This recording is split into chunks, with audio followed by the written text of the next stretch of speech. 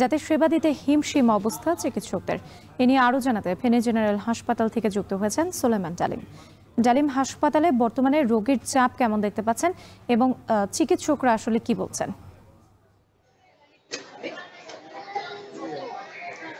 রাত্রে দিনের শুরুতে একদম যে ভোরের সময় কুয়াশা এবং দিন যত বাড়তে থাকে তখন কিন্তু রোদের যে তাপ সেটি বাড়তে থাকে এবং দুপুরের দিকে সেটি কিন্তু একদম অসহনীয় পর্যায়ে যায়।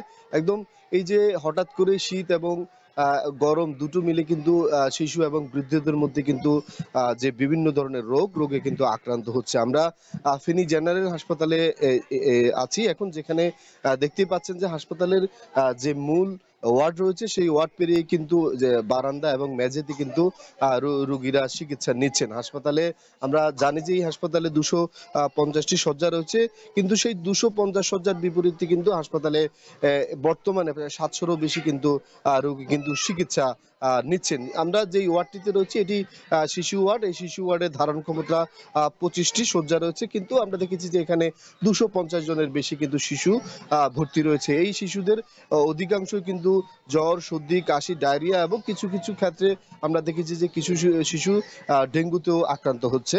সব মিলিয়ে চিকিৎসকরা যেটি বলছেন যে বছরের এই মৌসুমে ঋতু পরিবর্তনের যে সময়টা, এই সময়টাতে শিশুদের বিষয়ে একটু বাড়তি যত্ন নিতে হয়, যাতে করে ঠান্ডা এবং গরমটা যে লেগে না যায়।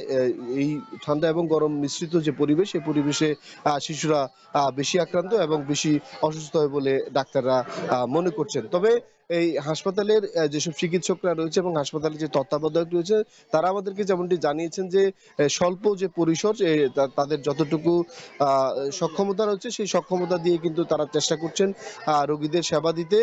কিন্তু অতিরিক্ত রোগীর চাপে কিন্তু যে ডাক্তার এবং চিকিৎসক এবং নার্স রয়েছে তারাও হিমশিম খাচ্ছেন। আমরা কথা বলেছি হাসপাতালে যারা রোগী রয়েছে, ভর্তি রয়েছে, তাদের সাথে। তারা বলছেন যে এই যে সারাদিনে একবার কোনো রকমের যে ডাক্তারের সারাদিনে একবার কোনো রকমের ডাক্তারের দেখা মিললেও কিন্তু আর সারাদিন ডাক্তারের মেলা দেখা মিলছে না। নার্স যারা রয়েছেন, সেবিকারা যারা রয়েছেন, তাদের কাছেও কিন্তু যে সুন্দর ব্যবহার সেটি কিন্তু পাচ্ছেন না।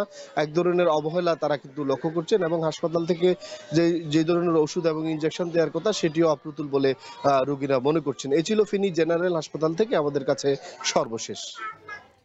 ফেনীর হাসপাতালগুলোতে বেড়েছে রোগীর চাপ। এ নিয়ে বিস্তারিত জানাতে আমাদের সঙ্গে যুক্ত ছিলেন